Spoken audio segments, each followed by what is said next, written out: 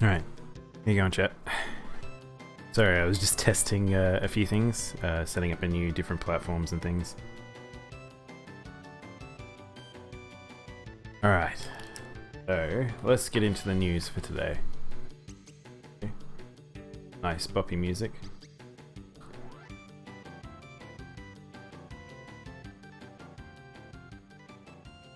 I have to figure out how to pop out restreams. Bit funny.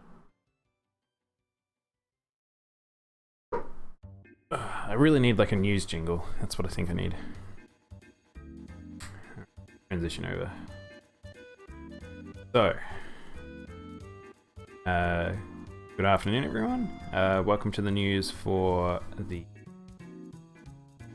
7th of April 2020. So we've got a few things to cover today. I think it feels like we're approaching a point where it's like we do news every second day. I think that's quite good. That well, we'll see.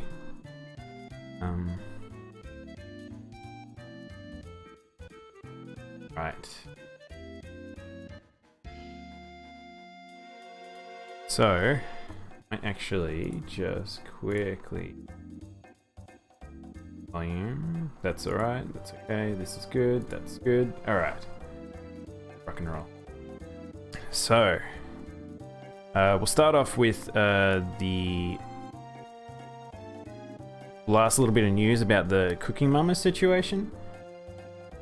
So, we had a discussion yesterday about how the Cooking Mama thing just sort of kept going, and now it looks like we've got some responses from the developer group.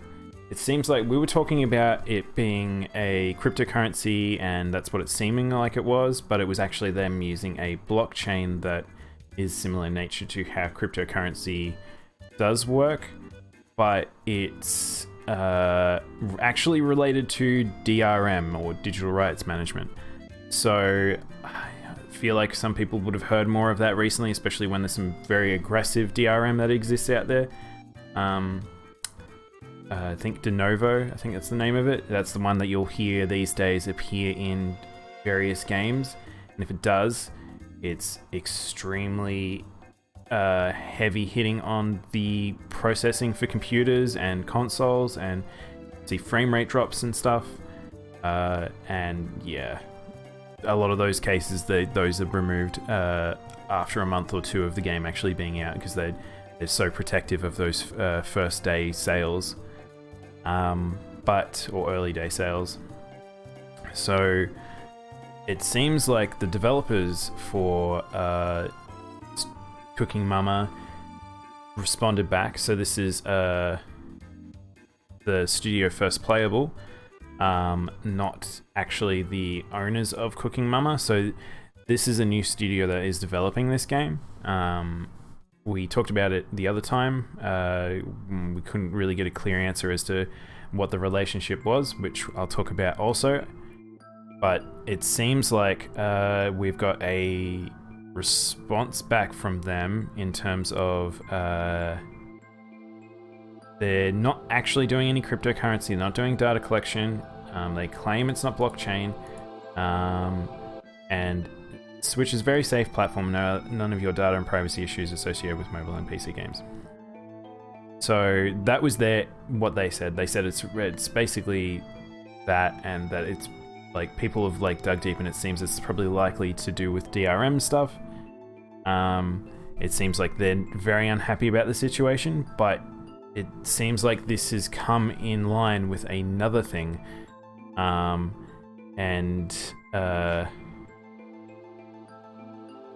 It seems like the relationship between First Playable and the Cooking Mama company may be the reason for its disappearance. Moving to the next article. So this came out earlier today. Cooking Mama Cookstar allegedly removed as a result of a legal battle. So we all started to think that Cooking Mama disappeared because of the fact that it was revealed actually to be a cryptocurrency application, or it was doing something to brick consoles, at the least, which would be enough for Nintendo to pull it off the platform. However, we now have this article and a few other posts I've seen around related to the fact that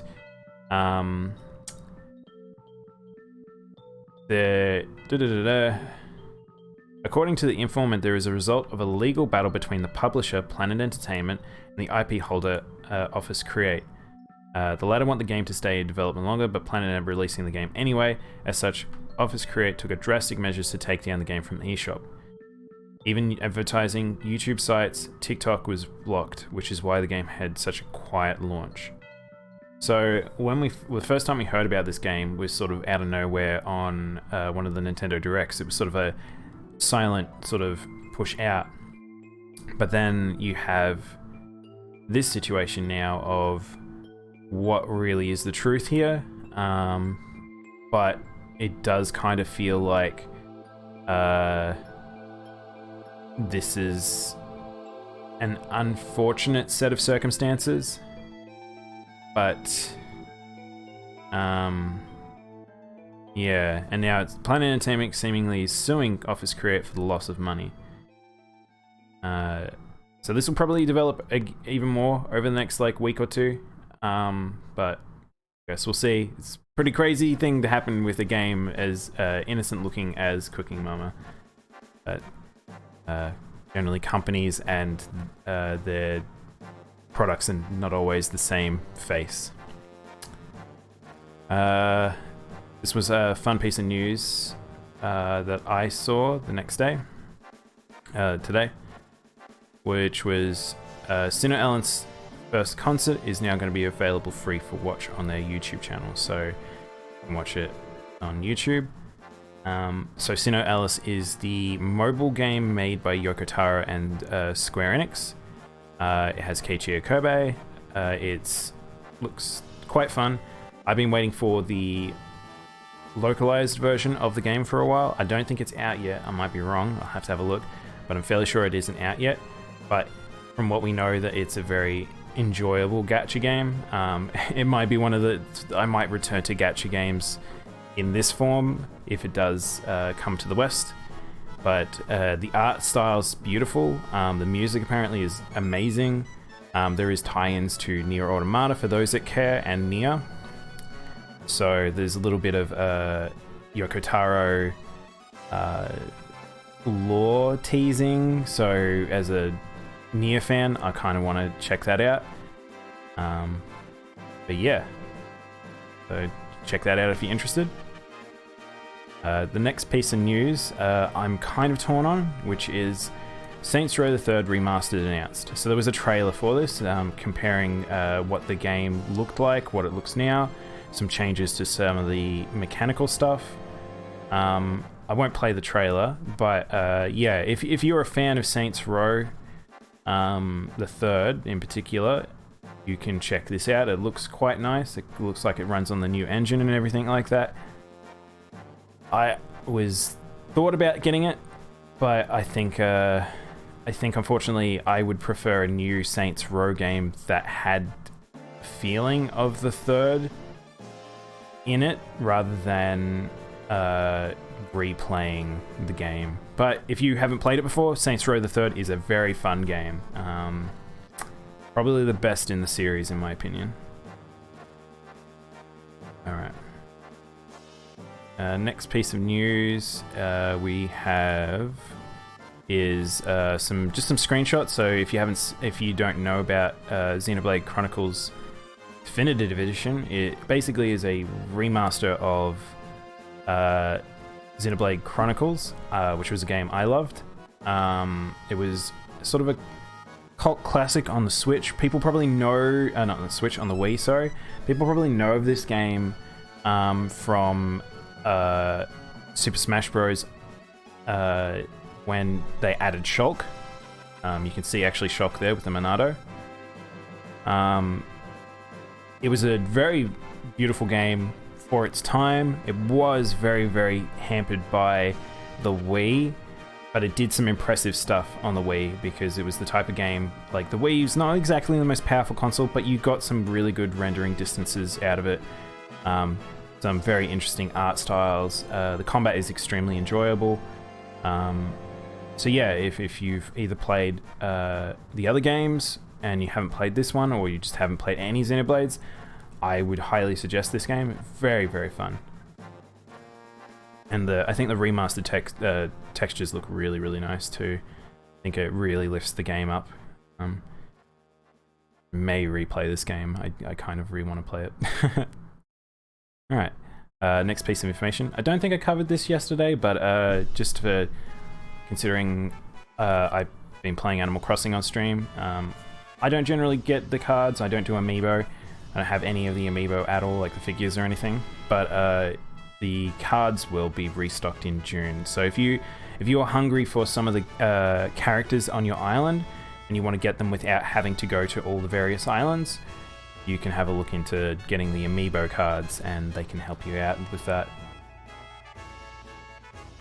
Yeah. And yeah, you can see, like, example in this article, it actually mentions outlets mentioned that the prices of cards have skyrocketed online, with some cards being sold up to $90. Yeah, some of the cards are pretty rare. So if you're the type of collector and seller, you might want to get on in this.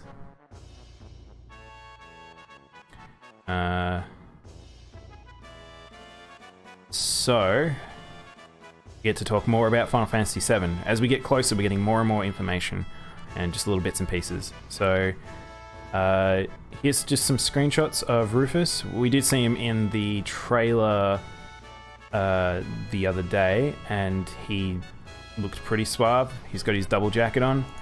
Not gonna let me get any bigger, but yeah, he's got his double coat on, and he's all leathered up.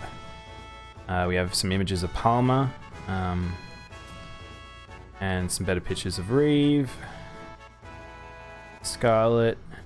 So Scarlet's an interesting character, because having Reeve being shown, I kind of like that. I actually prefer having the executives being shown in the first half of the game a bit better, because it's not really clear sort of how the structure is and what they do, but it seems like they're going to be diving into more of that. We're going to have a lot more cutscenes that's sort of separated from Cloud and that, and we get to see the backside, the inner operations of the company. We have, but with Scarlet, what I'm interested about is how does she play into story outside of just being an executive, because she really doesn't do much in the first part of the game. I also would love to see if you actually get to see Reeve with Kate Sith at some point, like just to insinuate, but I think Kate Sith's probably already at the Gold Saucer, I think. But Scarlet, like being a head of technology or advanced weaponry, like, is she going to have any of the mechs? Are you going to see her order any of the mechs out to fight you or anything? I am interested. This is that character I was talking about, I actually like the design's top half more than the bottom half. But so she's a new character, Kairi Kanan. She is a girl from Sector 5 slum who makes a living by pulling off scams on unsuspecting victims. Although fearless, she often finds herself in trouble. So it looks like we'll probably be doing some side quests with her, who's just a bit of a scammer. It's interesting. I like the design a lot. Hope she's fun. I don't know what this is, so this is talking about a new item that didn't appear in FF7. Moogle medals can be found inside treasure chests, Shinra Company crates, and you search for them low and high. It seems there is someone on Midgar who collects medals. Maybe that's that cowboy who flicks the coins, because I think those actually had little Moogles on them. Yeah. On from FF7, we'll continue into the review thread. So this is on Reddit. I kind of want to talk about this because I found it interesting when I read the initial sort of stats and some of the article pieces. I mean, it's always hard with some games journalism where they have the little blurbs and stuff. I'm not going to go open up a heap of articles or anything, but we have a series of unscoreds saying that they really enjoy it, say it's a good game. Got a B+ there for some reason. There was quite a few 5 out of 5s and 10 out of 10s. People making it their game of the year. But there's some stuff that I kind of feel unsettled about with, I guess,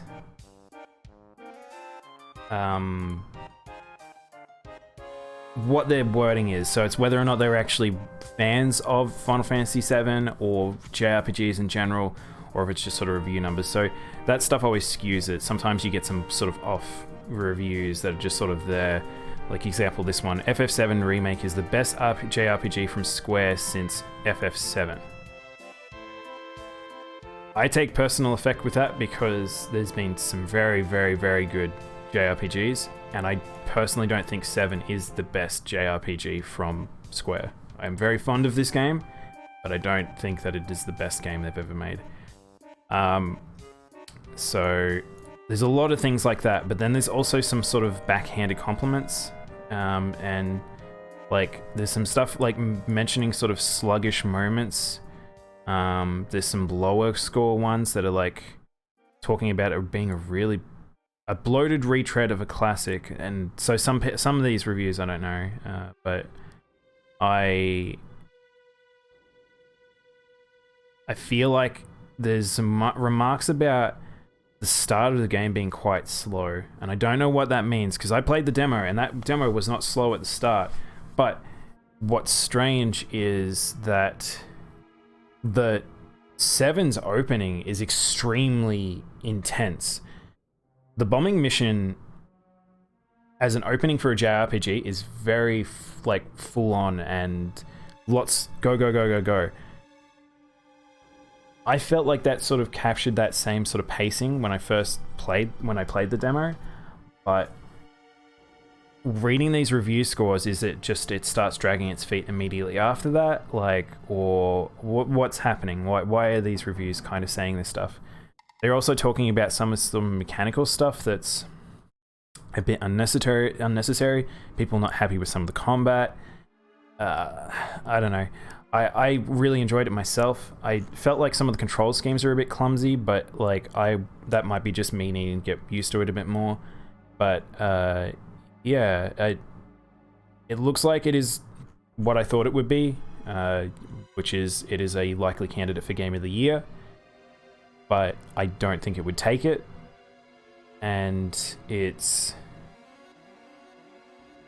got people a little bit torn. It feels like one of those games where a lot of reviewers refute it extremely favorably when they either it's not their thing or it's either not their type of game or they have an expectation that this neat game needs to be reviewed quite highly.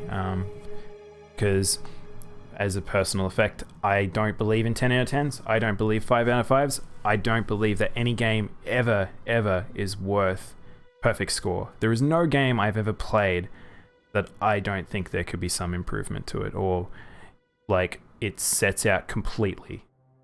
It would be a 9.9 at best in the best world. But yeah, looking at these scores, I am curious. So we'll see. Looking forward to it. Again, I'll probably play it on stream, so you'll probably get some raw reactions out of me. Very, very much looking forward to the game. And yeah. Alright. We'll go to this one. So, next piece of news is Last of Us 2 refunds being doled out after PlayStation Store removal. So, I don't think I talked about this during the news, which is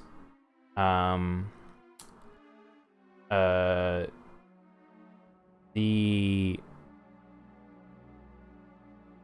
Last of Us 2 is being hit by what it sounds like COVID-related delays, but from hearing sources of people that worked on the game and internal development stuff, that they aren't happy about this, and that's not actually the full truth to the matter. And that they aren't quite happy about the game just being delayed in general. But because of this, now seemingly the pre-orders that were up and for both Xbox and PlayStation, or wait, it might be just a PlayStation exclusive. It seems like if you have pre-purchased and you are concerned about wanting to have that paid for that early in advance, is that you can get a refund, so you can try and reach out and do that. But yeah, and this article actually talks about the other game that I'm very excited for this year, because Last of Us is not really my thing, but Ghost of Tsushima is, as though people might not be surprised. And I hope that game doesn't get delayed, but if it does, again, generally I will take a delayed game that comes out polished and without drama on release versus a game that gets rushed out and then gets patched or it gets broken or blah blah blah blah blah.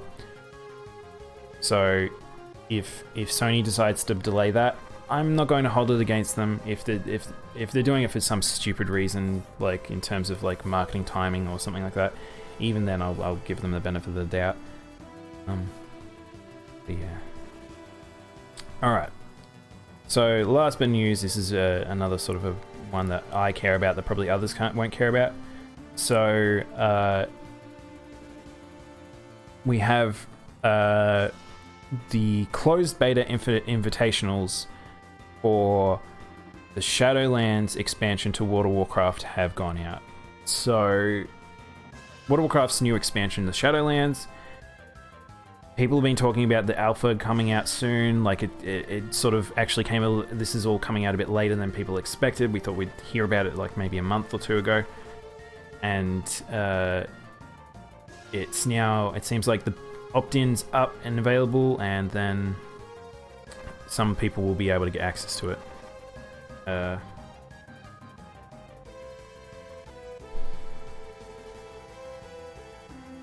1 second, sorry.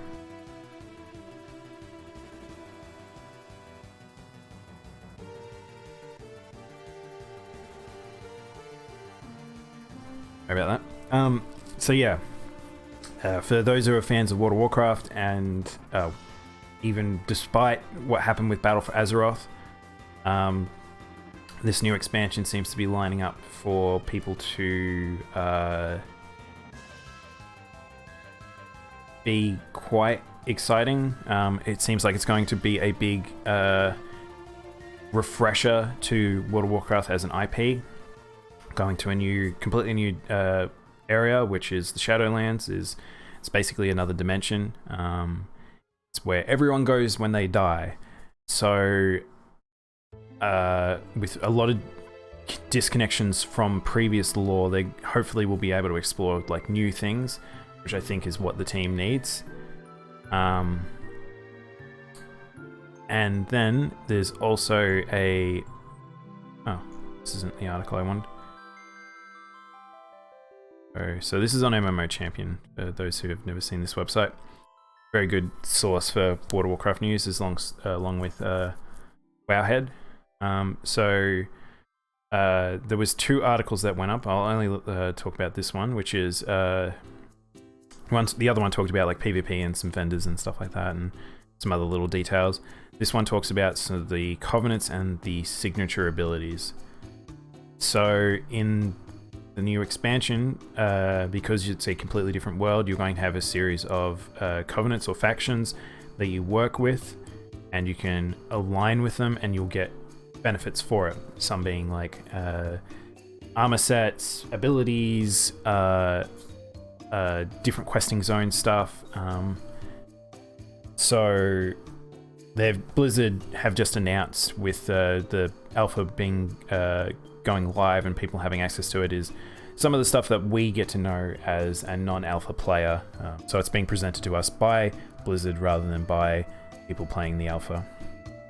So this is a lot more like nitty-gritty stuff, sort of technical, like how class skills will work for the Covenant abilities. So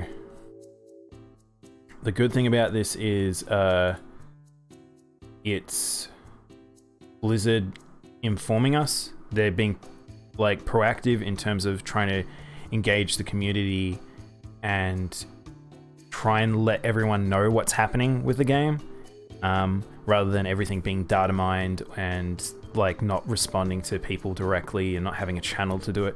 So hopefully this will alleviate some of that, because Battle for Azeroth suffered greatly from not having proper communication with its fan base. It was a very unfortunate expansion, and probably the worst showing Blizzard has had for World of Warcraft's life cycle, in my opinion, and a lot of others. Okay, and I think that is all the news for today. So thank you for tuning in, whoever has, and I will switch over to Animal Crossing in a moment. And yeah. Right, let's switch over now. Thank you for watching. Be right back.